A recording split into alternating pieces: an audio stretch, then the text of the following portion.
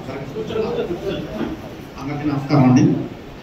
ముఖ్యంగా ఈ సమస్యలన్నీ ఎందుకు వస్తాయంటే ప్రభుత్వ రంగం అంటేనే ప్రజల పేరుతో వ్యాపారం చేయడానికి ప్రభుత్వంలో ఉన్నటువంటి అధికారులు లేదా మంత్రులు, నామినేట్ పదవుల్లో ఉన్న చైర్మన్లు, సూపరింటెండెంట్ ఇంజనీర్లు ఏదన్నా కానీ ఏ ప్రభుత్వ సంస్థ అయినా కానీ ప్రజల కోసం కాదు, వాళ్ళ పాకెట్స్ నింపుకోవడానికి అనేది మనం కొన్ని వందల సంవత్సరాలు చూస్తున్నటువంటి కమ్యూనిస్ట్ దేశాలు కానీ మన మిక్స్డ్ ఎకానమీ మన దేశంలో కానీ జరుగుతుంది. ఈ ప్రధానంగా విద్యుత్ రంగం మోనోపోలీ అయిపోయింది. డిస్ట్రిబ్యూషన్ కంపెనీలు కానీ, ట్రాన్స్మిషన్ కానీ, జెన్కో కానీ. అదే మీరు టెలికాం లాగా పోటీ పెట్టేసేసి ఎవరైతే నాణ్యమైన విద్యుత్ నిరంతరాయంగా తక్కువ ధరకు ఇస్తారో వచ్చే వాళ్ళకి లైసెన్స్లు ఇవ్వండి.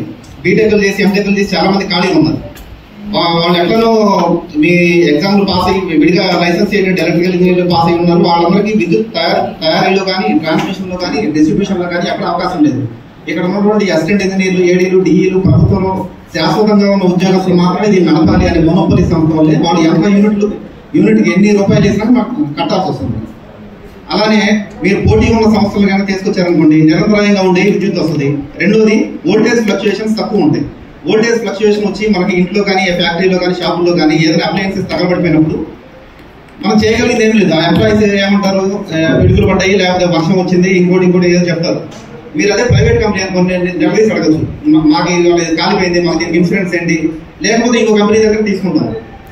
అలా పోటీ లేని సంస్థలు, మోనోపోలీ ఉన్నటువంటి స్పిన్నింగ్ మిల్స్ కానీ, కోఆపరేటివ్ డైరీస్ కానీ, షుగర్ మిల్స్ కానీ చాలా మొదలుపడిపోయింది ఒకరికి.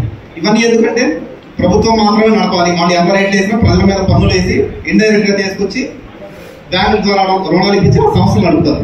ఇవన్నీ ఇండైరెక్ట్ గా మన మీద జిఎస్టీ రూపంలోనే ఇన్కమ్ ట్యాక్స్, సెస్, ఇంకోటి ప్రజల మీద పడుతుంది. తర్వాత ఫీడర్ వైజ్ 11 kV సబ్స్టేషన్ ఉంటాయండి మనకి. అంటే 33/11 kV మనకి డిస్ట్రిబ్యూషన్ ట్రాన్స్ఫార్మర్స్ వచ్చే లైన్. అది 2004 ముందు చంద్రబాబు గారు కొన్ని డ్వాక్రా సంస్థలకు ఇచ్చారు. అంటే మన లైన్ మెన్ అవసరం లేదు, అసిస్టెంట్ ఇంజనీర్ ఈ సంస్థతో పని లేకుండా ప్రైవేట్ వాళ్ళే దాన్ని మెయింటైన్ చేయడం. ట్రాన్స్ఫార్మర్లు కానీ, డిస్ట్రిబ్యూషన్కి సంబంధించిన వ్యాపారం అంతా. అంటే మీటర్ రీడింగ్ వాళ్ళే, బిల్లు కలెక్షన్ వాళ్ళే, దాన్ని స్లాబ్ రేట్ వేసి వసూలు చేయడం వాళ్ళే. ఒక ఏపీఆర్సీ మాత్రం నియంత్రిస్తుంది మన ధరలు. అలా మరి తర్వాత 2004 తర్వాత ప్రభుత్వం మారిపోవడంతో మళ్ళీ యథావిధిగా డిస్ట్రిబ్యూషన్, ట్రాన్స్మిషన్ కానీ, జెన్కో కానీ మళ్ళీ యథావిధిగా ప్రభుత్వం సప్లై చేసే కాంట్రాక్టర్లు వీళ్ళు బాగుపడడం తప్పితే ప్రైవేటైజేషన్ ముందుకెళ్ళలేదు. తర్వాత ముఖ్యంగా మనకి విద్యుత్ ధరలు పెరగడానికి వాళ్ళకి పిఆర్సీలు ఐడియా ఉంటుంది. మనకి గవర్నమెంట్ ఎంప్లాయీస్ కానీ, పబ్లిక్ సెక్టర్ అండర్టేకింగ్ యూనిట్స్ కానీ ఇన్ టైం పిఆర్సీలు ఇస్తారు.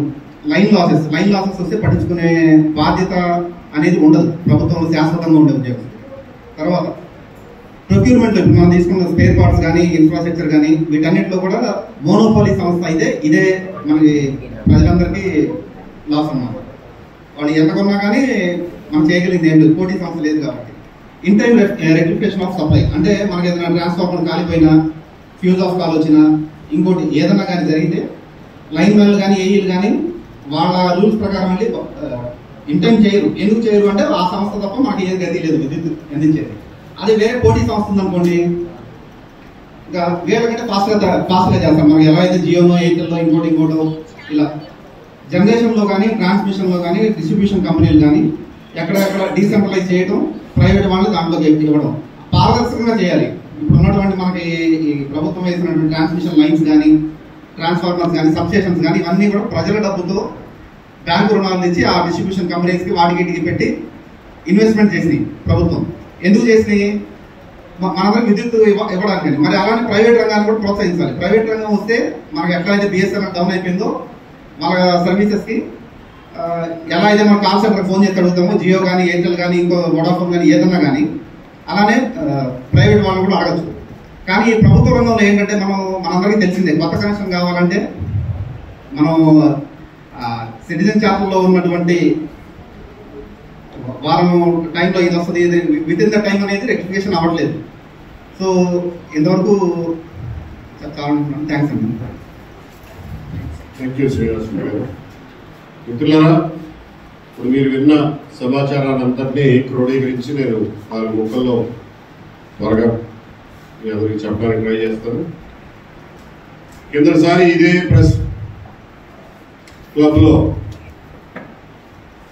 నేను, భవానీ ప్రసాద్ గారు, లక్ష్మీనారాయణ గారు మేమందరం కలిసి ఒక మాట చెప్పాం.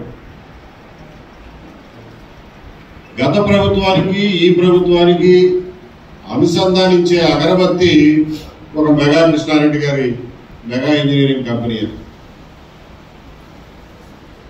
అగరబత్తి ఒక అగరబత్తితో ప్రభుత్వాలు నడవు కాబట్టి ఇంకొక అగరబత్తిగా మీరు రాసుకోవాల్సిన పేరు షిరిడి సాయి ఎలక్ట్రికల్స్. ఈ అగరబత్తి కూడా జగన్మోహన్ రెడ్డి గారి గవర్నమెంట్ లో మొదలెట్టినటువంటి అన్యాయమైనటువంటి రేట్లకి అక్రమంగా టెండర్ నిబంధనలను తారుమారు చేసి దేశంలో ఎక్కడా లేని నిబంధనలు పెట్టి ఆయనకి అనూహ్యమైనటువంటి లాభాలు తెచ్చిపెట్టినటువంటి జగన్మోహన్ రెడ్డి గారి ప్రభుత్వం, ఈ ప్రభుత్వంలో కూడా ఈ అగరబత్తి ఆగడాలు ఇంకా ఇలాగే కొనసాగుతూనే ఉన్నాయి. ఇది మనం గమనించాల్సినటువంటి విషయం.